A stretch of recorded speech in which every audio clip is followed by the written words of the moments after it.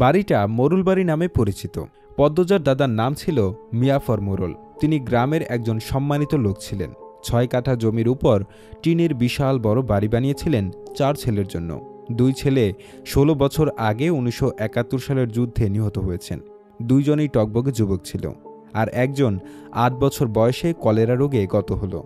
বাকি রইল মোর্শেদ মোরল। বর্তমানে এই বাড়ি মোর্শেদের অধীনে। যদিও তিনি থাকেন না সবসময়।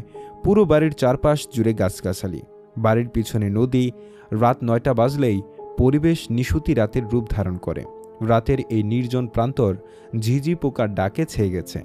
ঝিঝি পোকার ডাকে পদ্মজার ভাঙা কান্না মিলেমিশে ভৌতিক পরিবেশ সৃষ্টি করেছে। মনে হচ্ছে কোনো আত্মা তার ইহজীবনে না পাওয়া কোনো বস্তুর শোকে এমন মরা সুর ধরেছে। হেমলতা পদ্মজাকে টেনে পাশে বসান। পদ্মজার ডান হাতের উল্টো পাশ দিয়ে চোখের জল মুছে হেমলতাকে বলল, মামা সৌদিতে যাওয়ার আগের দিন আমাদের সবার দাওয়াত ছিল না নানাবাড়ি? খালামণি ভাই বোনেরা এসেছিল। সেদিন ঢাকা থেকে যাত্রার লোক আসছিল স্কুলে, মনে আছে আম্মা? আছে। উঠোনে ধপ করে একটা আওয়াজ হয়। হেমলতা পদ্মজা কেঁপে উঠল। পূর্ণা প্রেমা দরজায় কান পেতে রেখেছিল মা বোনের কথা শুনতে। হুট করে কিছু পড়ে যাওয়ার আওয়াজ হওয়াতে দুজন ভয় পেয়ে যায়। দরজা ঠেলে হুড়মুড়িয়ে রুমে ঢুকে পড়ে। হেমলতা বড় মেয়ের সাথে গোপন বৈঠক ভেঙে দ্রুত পায়ে বারান্দায় এসে দাঁড়ান। উঠোনে বিদ্যুৎ নেই, হারিকেন জ্বালানো। পিছনে ৩ মেয়ে এসে দাঁড়িয়েছে। একজন মায়ের ৩ মেয়ে নিয়ে একা এত বড় বাড়িতে বাস করা যুদ্ধ বটে। হেমলতা গলা উঁচিয়ে প্রশ্ন করলেন, কে কে ওখানে? আমি। চিরপরিচিত এই কণ্ঠ চিনতে হেমলতার বিড়ম্বনা হল না। তিনি ব্যস্ত পায়ে উঠোনে নেমে আসেন। গেটের পাশে মোর্শেদ মোরল পড়ে রয়েছেন। গায়ে চাদর, হাপড়ের মতো বুক ওঠানামা করছে তার, যেন দম ফুরিয়ে যাচ্ছে। হেমলতা ২ হাতে মোর্শেদকে আঁকড়ে ধরলেন। পদ্মজা, পূর্ণা দৌড়ে আসে। মোর্শেদের এমফাইসিমা রোগ আছে। এ রোগে অল্প চলাচলেই শ্বাসটানের উপক্রম হয় এবং দম ফুরিয়ে যায়। শ্বাস নেওয়ার সময় গলার শিরা ভরে যায়। ৩ মা মেয়ে মোর্শেদকে ধরে রুমে নিয়ে আসেন। মোর্শেদ এভাবেই হুটহাট করে বাড়ি ফেরে, কখনো কাক ডাকা ভোরে, কখনো নিশুতি রাতে, বা কখনো কাঠ ফাটা রোদে। মোর্শেদ মোরলের এমফাইসিমা রোগটা ধরা পড়ে ৭ বছর আগে। মোর্শেদের অ্যাজমা ছিল, আবার ধূমপানে খুবই আসক্ত ছিলেন। ফলে ফুসফুসের এই রোগটি খুব দ্রুত আক্রমণ করে বসে। মোর্শেদ খানিকটা সুস্থ হয়ে রাত ১টার দিকে ঘুমালেন। পূর্ণা প্রেমা রুমে গিয়ে শুয়ে পড়েছেন। পদ্মজা বারান্দার রুমে ঝিম মেরে বসে আছেন। জানালার বাইরে চোখের দৃষ্টি। জ্যোৎস্না গলে গলে পড়ছে। কি সুন্দর দৃশ্য! পদ্মজার মন বলছে মা আসবে তার খোঁজে, পুরোটা ঘটনা শুনতে আসবেই। সত্যি তাই হলো। কিছুক্ষণ পরই হেমলতা আসলেন। আম্মা, বাতিটা নিভিয়ে দাও, বলল পদ্মজা। কণ্ঠ খাদে নামানো। হেমলতা বাতি নিভিয়ে পদ্মজার পাশে বসেন। পদ্মজা তৈরি ছিল, তবুও অপ্রস্তুত হয়ে পড়ে। খুব অস্বস্তি হচ্ছে। সে গোপনে দীর্ঘশ্বাস ছাড়ল। পদ্মজা তখন ৪র্থ শ্রেণীর ছাত্রী। বয়স ১০ ছিল। খুব কম বয়সেই তাকে স্কুলে পাঠানো শুরু করেন হেমলতা। সেদিনই নানা বাড়িতে সবার দাওয়াত পড়ে। হানিফ চলে যাবে সৌদিতে, তাই এত আয়োজন। পরিবারের মিলন আসর বসে। স্কুল মাঠেও সেদিন নাচ গান অনুষ্ঠিত হয়। বাড়ির সবাই সেখানেই চলে যায়। বাড়িতে থাকে শুধু পদ্মজা, পদ্মজার বৃদ্ধ নানা আর হানিফ। পদ্মজা ঘুমেছিল, তাই বাকিদের সাথে যেতে পারেনি। যখন ঘুম ভাঙে, আবিষ্কার করল বাড়িতে কেউ নেই। মোর্শেদ হঠাৎ করে অসুস্থ হওয়াতে হেমলতা বাপের বাড়িতে উপস্থিত ছিল না। পদ্মজা বাড়ি থেকে বের হওয়ার উপক্রম হতেই কানে আসে হানিফের ডাক। পদ্মজা মিষ্টি করে হেসে মাথা নাড়ল। হানিফের লোলুপ দৃষ্টি তখন পদ্মজার সারা শরীর ঘুরে বেড়াচ্ছে। এইটুকু মেয়ের ফর্সা চামড়া, বিকৃত মস্তিষ্কের হানিফকে যেন বড্ড টানে। আয় তো, আমার ঘরে আয়। সহজ সরল শিশুসুলভ পদ্মজা মামার ডাকে সাড়া দিল।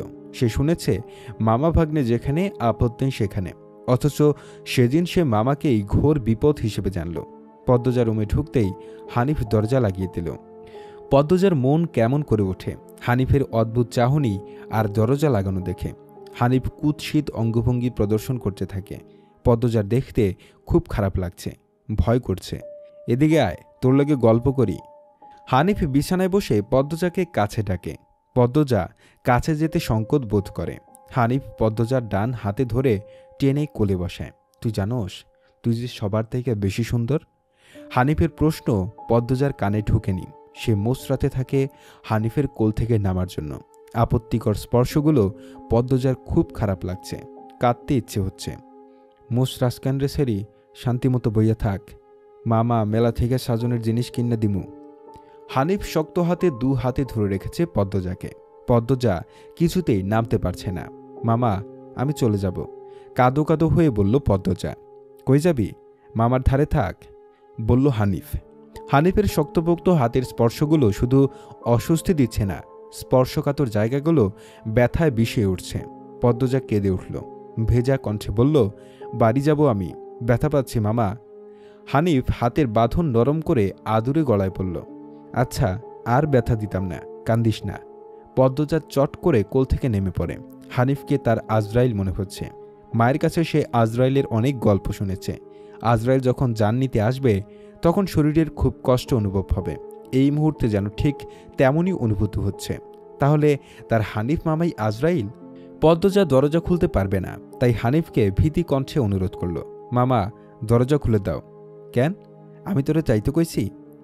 হানিফের কর্কশ কণ্ঠের ধমকে পদ্মজা ভয়ে কেঁপে উঠল। তার চোখ বেয়ে জল পড়তে থাকে। হানিফ পদ্মজাকে জোর করে কোলে তুলে নেয়। পদ্মজা কাঁদছে, তার খুব ভয় লাগছে। বারবার বলছে, মামা আমি বাড়ি যাব। হানিফের তাতে বিন্দুমাত্র ভ্রুক্ষেপ নেই। বাড়িতে কেউ নেই, বৃদ্ধ সৎ বাবা কানে শুনে না। পদ্মজা হানিফকে কিল ঘুষি দিতে থাকে, সেই সাথে জোরে জোরে কান্না শুরু করে। এভাবে কাঁদলে পাশের বাড়ির যে কেউ চলে আসবে। হানিফের রক্ত টকবক করছে উত্তেজনায়। সে দ্রুত ওড়না দিয়ে পদ্মজার মুখ হাত পা বেঁধে ফেলল। পদ্মজার 2 চোখের পানি হানিফের চোখে লাগেনি। হানিফ ভীষণ আনন্দ পাচ্ছে, পৈশাচিক আনন্দ পাচ্ছে। সে সিগারেট জ্বালায়। খুব আনন্দ হলে তার সিগারেট টানতে ইচ্ছে হয়। সিগারেট টানতে গিয়ে মাথায় আসে নৃশংস ইচ্ছে। নাক মুখ দিয়ে ধোঁয়া উড়িয়ে সিগারেট 2 আঙ্গুলের মাঝে রেখে পদ্মজার বাম হাতের তালুতে চাপ দিয়ে ধরে রাখে। পদ্মজা হাউমাউ করে কেঁদে উঠল। হেমলতা 2 হাতে শক্ত করে মেয়েকে বুকের সাথে জড়িয়ে ধরেন। পদ্মজা কাঁদতে কাঁদতে বলল, আম্মা তখন আমার খুব কষ্ট হচ্ছিল, আমার দমটা বেরিয়ে যাচ্ছে মনে হচ্ছিল। আমি তোমাকে খুব ডাকছি আম্মা, তুমি আসোনি। পদ্মজার কথাগুলো হেমলতার বুক রক্তাক্ত করে ফেলল।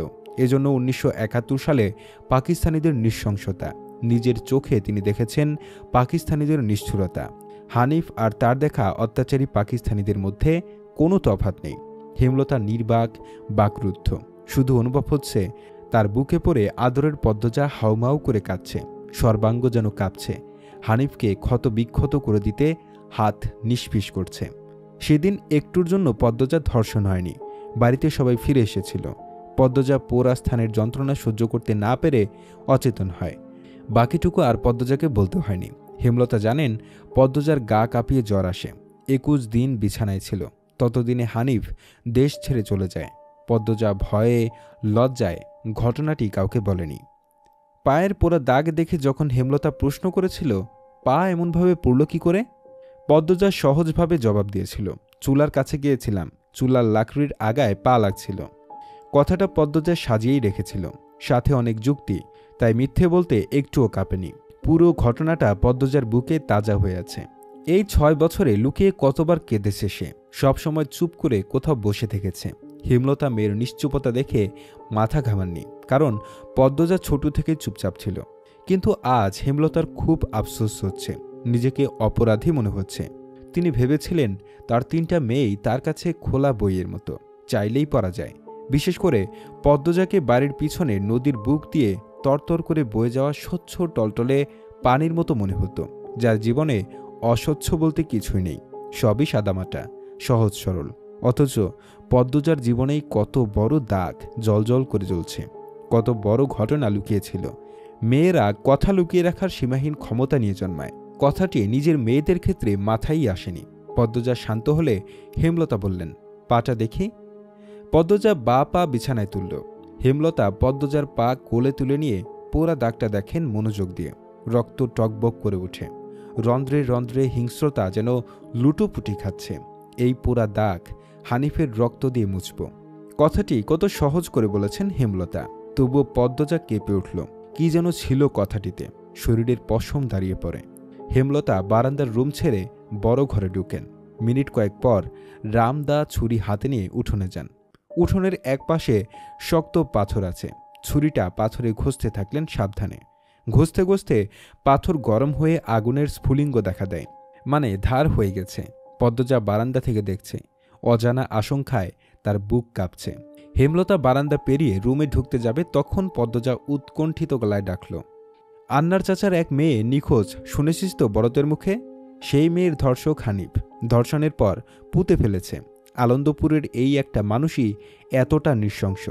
আমি তখন ঢাকা পড়তাম। বাড়ি এসে জানতে পারি ঘটনা। আম্মার অনুরোধ আর কান্নায় আমি সেদিন মুখ খুলিনি। এত বড় পাপ চেপে যাই, সেই শাস্তি আমি ধীরে ধীরে পাচ্ছিলাম। আজ পুরোপুরি পেয়ে গেলাম। আমার পাপের শাস্তি শেষ হয়েছে। হেমলতা কথা শেষ করে জায়গা ত্যাগ করলেন। কি ধারালো প্রতিটি বাক্য! হেমলতার মুখ দিয়ে যেন আগুনের স্ফুলিঙ্গ বের হচ্ছে। পদ্মজার মস্তিষ্ক শূন্য হয়ে পড়ে।